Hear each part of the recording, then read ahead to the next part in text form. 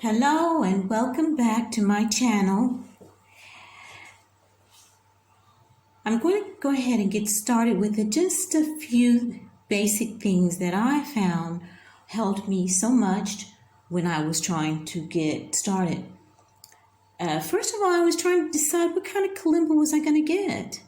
I found out that there were so many on the market. And in this tutorial or this basic video, I had some ideas on how to determine and how to figure out what kind of kalimba that I wanted to get. So I'm going to be putting up on the screen a couple of screenshots, some little notes from my own personal iPad, and hopefully bring that all together so that you can see how I just decided to come to the conclusion to get the 20 key. Okay. Application. I looked at it and I thought, wow, look at the letters. They're all in one line. I mean, no, they look like they're all in one line, but wait a minute. Hold on.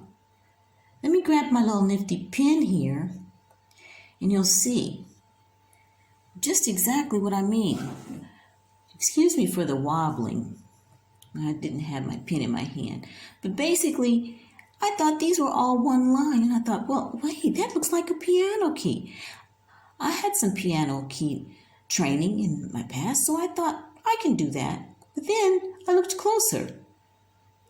And they're not exactly like a piano key in the sense that you have sharps and flats and black keys and white keys. So that made me think, what is going on with that? No sharps, no flats.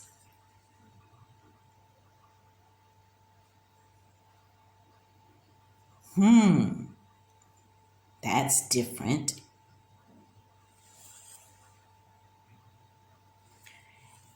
And from what I know, piano keys have different scales.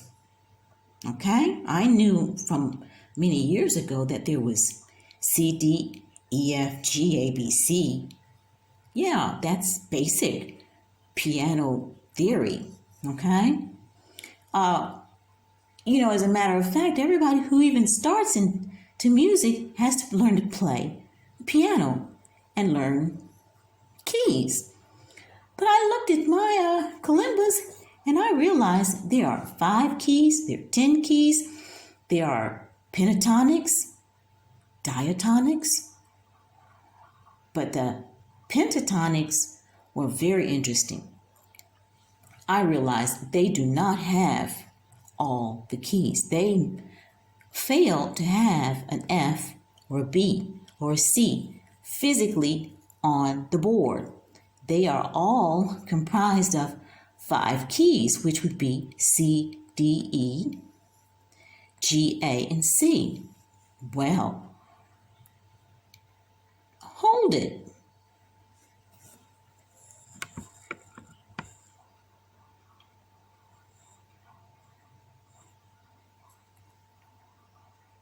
I knew that a piano key, and I have to admit, I got this off of the internet, this particular one, but I wanted to look at it and see the pentatonic scale in comparison to piano's notes is very limited.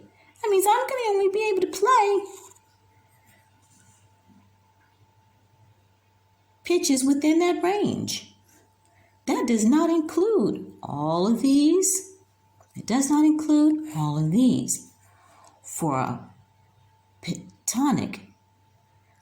Well, I wanted to find something that looked more along the lines of a piano because I really want to dive into playing the popular music with the variety of scales and a variety of notes.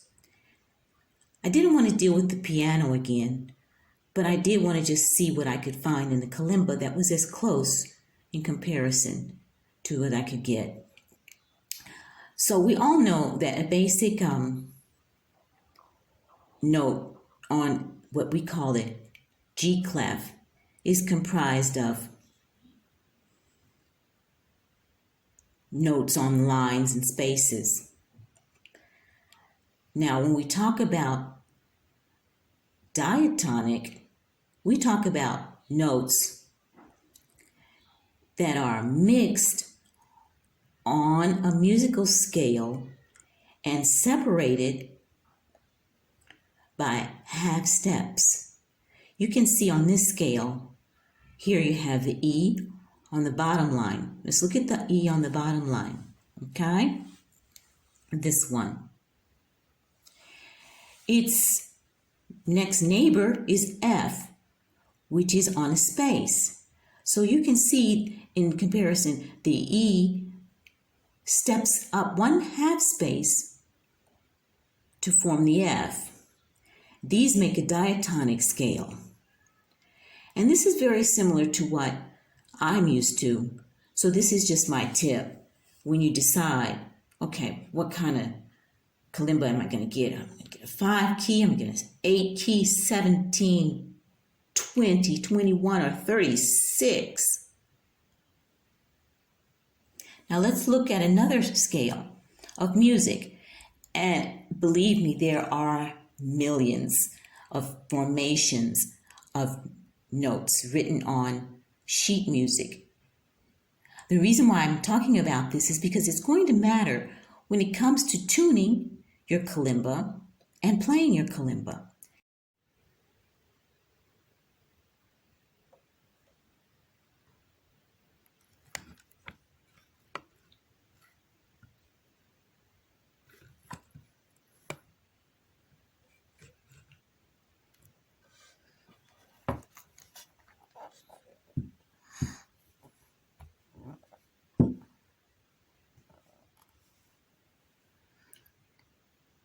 Hello again and welcome to my channel. This section or series is going to just be completing the choice of making a decision to buy this Moozica, a double layer kalimba with 20 keys. I just wanted to put up a diagram.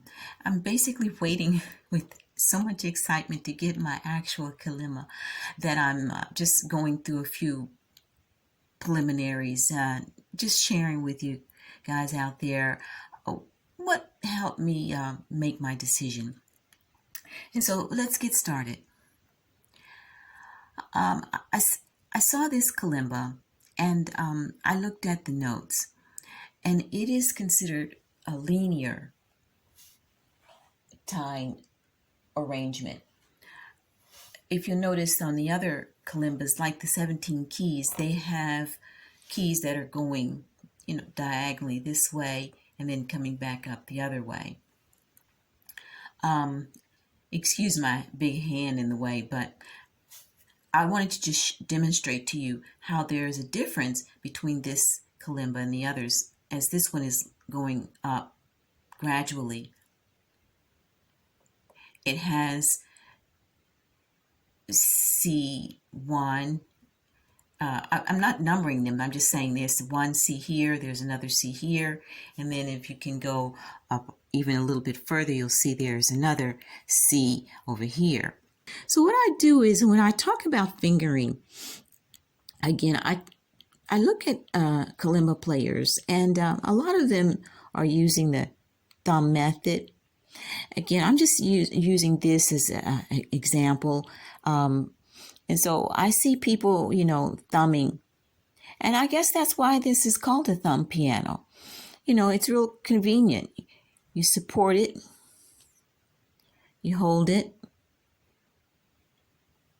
with the fingers on the back while you have the flexibility in the front.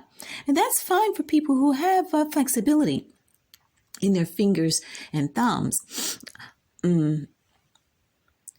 But I was getting an idea.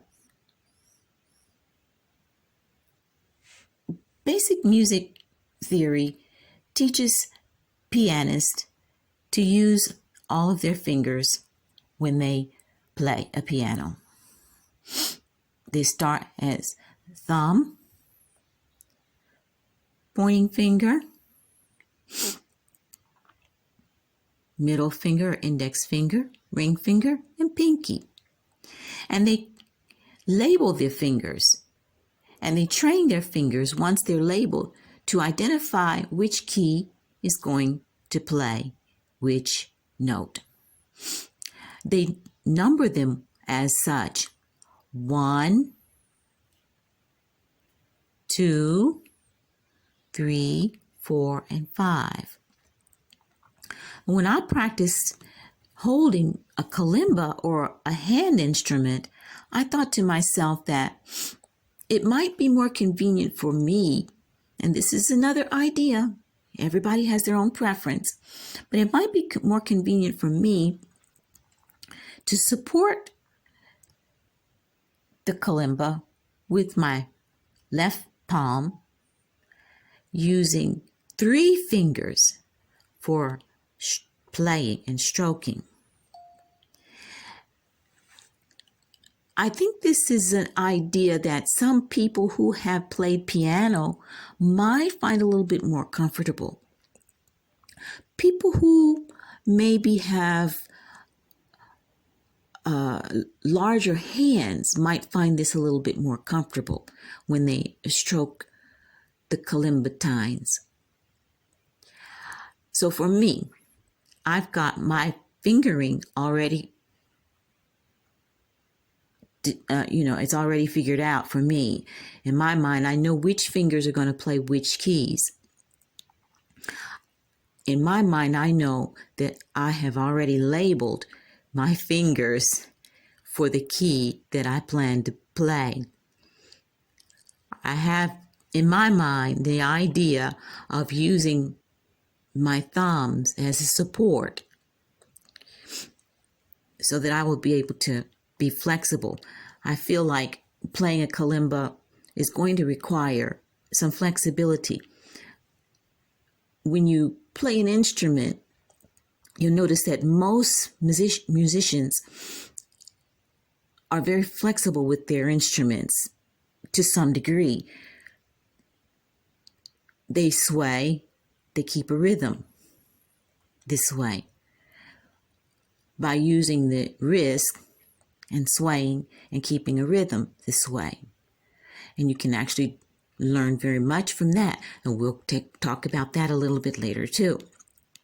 As for me, I can support my kalimba with my thumbs using these fingers on my left hand to support the back and giving me the opportunity to stroke with my left pointing finger.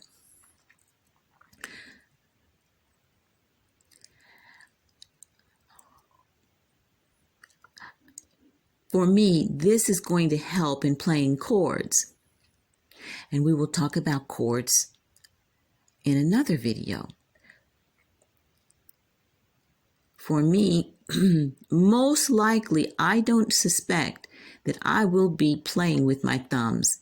So I'm going to put a big X on my thumbs and show you guys that these fingers are the ones that are going to work for me. It's certainly your preference, and I hope that you find the best way for you to play your kalimba. Don't forget to subscribe.